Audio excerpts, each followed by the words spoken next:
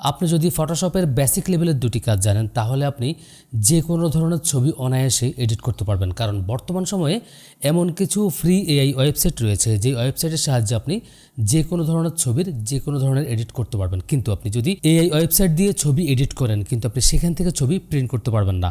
আপনাকে ছবি প্রিন্ট করতে হলে অবশ্যই ফটোশপের সাহায্য নিতে হবে। তাহলে আপনি যদি শুধুমাত্র ফটোশপের ক্রপ এবং প্রিন্ট এই দুটি অপশন জানতে পারেন তাহলে আপনি এআই এবং ফটোশপের কম্বিনেশন করে যে কোনো ধরনের ছবি এডিট করে প্রিন্ট আউট করতে পারবেন। কারণ আমাদের দৈনন্দিন জীবনের প্রয়োজনে বেশিরভাগ ব্যবহৃত হয় পাসপোর্ট সাইজ ছবি। আর সেই পাসপোর্ট সাইজ ছবি আপনি এআই দিয়ে হয়তো এডিট করতে পারবেন কিন্তু সেটিকে এআই থেকে প্রিন্ট করতে পারবেন না।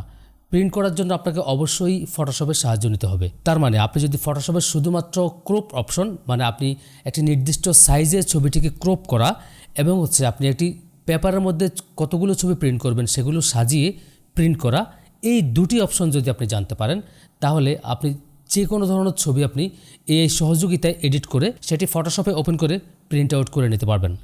তো আমি এক্সাম্পল হিসেবে আপনাদেরকে দেখাচ্ছি।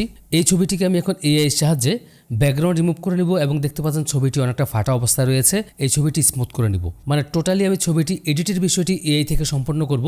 যেহেতু বর্তমান সময়ে ফ্রি এমন কিছু এআই ওয়েবসাইট রয়েছে যেগুলি থেকে আপনি ছবি এডিট করলে আপনাকে কোনো ধরনের টাকা পয়সা দিতে হবে না এবং আপনাকে সফটওয়্যারটিকে কিনতেও হবে না। তো এরপর যেটা করব, ছবিটি এডিট করার পর আমরা ফটোশপে ছবিটিকে ওপেন করব। ওপেন করার পর কীভাবে আপনি প্রিন্ট করবেন সেটিও দেখিয়ে দিব। তো এক্ষেত্রে কিন্তু আপনাকে যে ফটোশপে খুব এক্সপার্ট হতে হবে তা কিন্তু না, আপনি শুধুমাত্র ফটোশপটি ওপেন করতে পারলেই এনাফ। তো এই ওয়েবসাইট ওপেন করার জন্য আপনি যেটা করবেন, আপনার কম্পিউটার থেকে যে কোনো একটি ব্রাউজার ওপেন করে নেবেন। আপনি চাইলে এই কাজটি মোবাইল দিয়েও করতে পারেন। যদি আপনি মোবাইল দিয়ে করেন সেক্ষেত্রে একইভাবে মোবাইল থেকে একটি ব্রাউজার ওপেন করে নেবেন। তো আমি আমার কম্পিউটার থেকে গুগল ক্রোম ব্রাউজারটিকে ওপেন করে নিয়েছি। তো এরপর আপনার ব্রাউজারের অ্যাড্রেস বারে aiez.ai এটি টাইপ করে এন্টার প্রেস করবেন, মানে এই ওয়েবসাইটের মধ্যে আপনাকে প্রবেশ করতে হবে। আর ওয়েবসাইটের লিঙ্ক আমার ডেসক্রিপশনের প্রথম লাইনে পেয়ে যাবেন। যদি আপনারা এইভাবে আসতে না পারেন তাহলে আমার ডেসক্রিপশন বক্স থেকে প্রথম লাইনে থাকা লিঙ্কে ক্লিক করলে সরাসরি আপনাকে এই পেজের মধ্যে নিয়ে আসবে। তো এই ওয়েবসাইটে কিন্তু হিউজ পরিমাণে ফিচার রয়েছে। সবগুলো ফিচার এই ভিডিওতে দেখানো সম্ভব হবে না। শুধুমাত্র আমি এখন এই ছবিটির ব্যাকগ্রাউন্ড রিমুভ করা এবং ছবিটি ইনহ্যান্স করা, মানে ছবিটিকে স্মুথনেস করা, এটি দেখিয়ে তারপর আমরা ফটোশপের মধ্যে ছবিটিকে ওপেন করে প্রিন্ট আউট করা দেখাবো। তো এর জন্য আপনাকে যেটা করতে হবে, এআই এডিটর যে অপশন রয়েছে এটির মধ্যে মাউস রাখলে আপনার কাছে আরও কিছু প্রোগ্রাম শো করবে। দেখতে পাচ্ছেন এখানে ব্যাকগ্রাউন্ড রিমুভ এবং ব্যাকগ্রাউন্ড চেঞ্জ, মানে ব্যাকগ্রাউন্ড রিলেটেড অনেকগুলো অপশন রয়েছে। এরপর ডান পাশে ইনহ্যান্সার রিলেটেড অনেকগুলো অপশন রয়েছে, মানে ফটো ইনহ্যান্স করা, ফটো আপ স্কেল করা এবং কোনো ব্লার ছবিকে আনব্লার করা। এইভাবে কিন্তু হিউজ পরিমাণে ফিচার তাদের এই ওয়েবসাইটের মধ্যে রয়েছে। তো আমরা প্রথমে যেটা করব, ছবিটির ব্যাকগ্রাউন্ড রিমুভ করব। আর ছবির ব্যাকগ্রাউন্ড রিমুভ করতে গেলেই কিন্তু আমরা ইনহ্যান্সার অপশনটি ওখানটাই পেয়ে যাব। যেহেতু আমরা ছবিটি ব্যাকগ্রাউন্ড রিমুভ করার পর একটি ব্যাকগ্রাউন্ড সেট করে তারপর ছবিটিকে ইনহ্যান্স করব, মানে স্মুথ করব। তো আমি এখান থেকে ব্যাকগ্রাউন্ড রিমুভার অপশনটির মধ্যে ক্লিক করলাম। তো ক্লিক করার পর এখান থেকে রিমুভ বিজি ফর ফ্রি আপনি এই অপশনটির মধ্যে ক্লিক করবেন। তো এরপর ঠিক এরকম একটি ইন্টারফেস আপনার সামনে ওপেন হবে। তো এখান থেকে আপনি যেটা করবেন, যে ছবিটির ব্যাকগ্রাউন্ড রিমুভ করবেন সেই ছবিটি এখানটা আপনাকে আপলোড করতে হবে। তো সেজন্য এখান থেকে আপলোড ইমেজ যে অপশনটি রয়েছে এটির মধ্যে ক্লিক করবেন। ক্লিক করার পর আপনি আপনার ছবিটিকে খুঁজে চুজ করে এরপর নিচে এখান থেকে ওপেন অপশনে ক্লিক করবেন। তো এখন এই ছবিটি ওপেন হওয়ার সাথে সাথে ব্যাকগ্রাউন্ড রিমুভ হয়ে অটোমেটিক্যালি ব্যাকগ্রাউন্ড রিমুভ অবস্থায় ওপেন হবে। দেখতে পাচ্ছেন বন্ধুরা, ছবিটি ওপেন হওয়ার সাথে সাথেই কিন্তু ব্যাকগ্রাউন্ড রিমুভ হয়ে গিয়েছে। এখন আপনি চাইলে এই ছবিটির পেছনে যে কোনো একটি ব্যাকগ্রাউন্ড ইউজ করতে পারেন। আপনি চাইলে এখান থেকে দেখতে পাচ্ছেন হিউজ পরিমাণে ব্যাকগ্রাউন্ডের অপশন রয়েছে, আপনি এখান থেকে যে কোনো ধরনের ব্যাকগ্রাউন্ড ইউজ করতে পারেন। তো যেহেতু আমি এই ছবিটিকে পাসপোর্ট সাইজে ক্রপ করব, সেজন্য অবশ্যই পাসপোর্ট সাইজের পেছনে কিন্তু এক কালার দিতে হয়। সেজন্য আমি এখান থেকে কালার অপশনটিকে চুজ করলাম। চুজ করার পর আপনি চাইলে আপনার ইচ্ছে মতো কালার এখান থেকে দিতে পারেন, অথবা আপনি যদি আপনার কোনো ছবিতে আপনার ইচ্ছে মতো কোনো ব্যাকগ্রাউন্ড ইউজ করতে চান সেক্ষেত্রে এখান থেকে মাই ফটোস অপশনে ক্লিক করলে আপনি আপনার কম্পিউটার থেকে যে কোনো ছবি এই ছবির ব্যাকগ্রাউন্ড হিসেবে ব্যবহার করতে পারবেন। তো আমি এখান থেকে একটি কালার চুজ করে দিলাম, এই কালারটি চুজ করলাম। তো এখন আমি যেটা করব, ছবিটি যদি একটু আপনাদেরকে জুম করে দেখাই, দেখতে পাচ্ছেন ছবিটি কিন্তু অনেকটা ফাটা অবস্থা রয়েছে এবং এই ছবিটির মধ্যে অনেকটা নয়েজ রয়েছে। তো এটিকে আমরা স্মুথ করে নিব।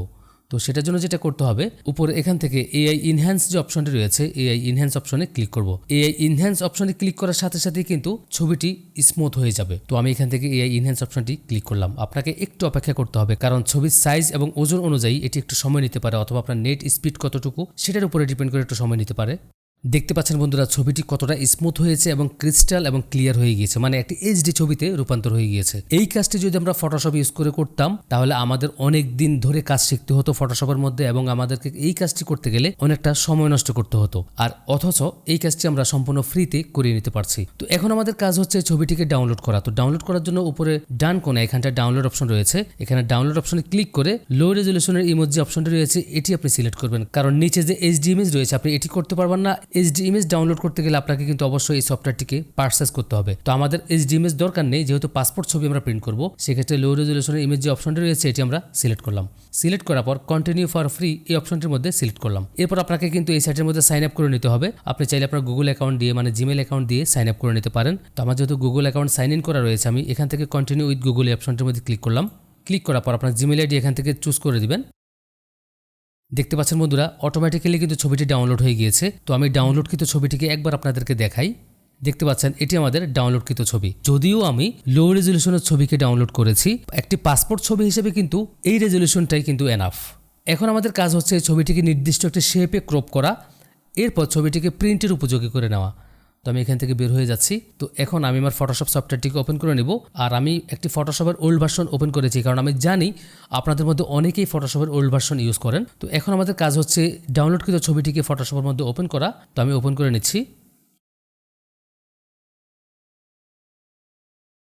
তো এখন আমি যেটা করব ছবিটিকে পাসপোর্ট সাইজে ক্রপ করব। তো ক্রপ করার জন্য বাম পাশে যে টুল বক্স রয়েছে সেখান থেকে ক্রপ টুল অপশনটিতে ক্লিক করলাম। ক্রপ টুলে ক্লিক করার পর আপনি পাসপোর্ট সাইজের যে রেশিও রয়েছে এটি আপনি উইথ দিবেন 38 mm এবং হাইট দিবেন 48 mm, আর রেজলিউশনটি রাখবেন 300। তাহলে আপনি একটি পারফেক্ট পাসপোর্ট সাইজে ছবিটিকে ক্রপ করতে পারবেন। তো এরপর আপনি আপনার ছবিটি যতটুকু রাখতে যাচ্ছেন মাউস ড্র্যাগ করে এটিকে ক্রপ করে নেবেন এবং আপনার ইচ্ছে মতো আপনি অ্যাডজাস্ট করে নেবেন। আমার মনে হচ্ছে এতটুকুই চলবে। এরপর আমি কিবোর্ড থেকে এন্টার প্রেস করলাম।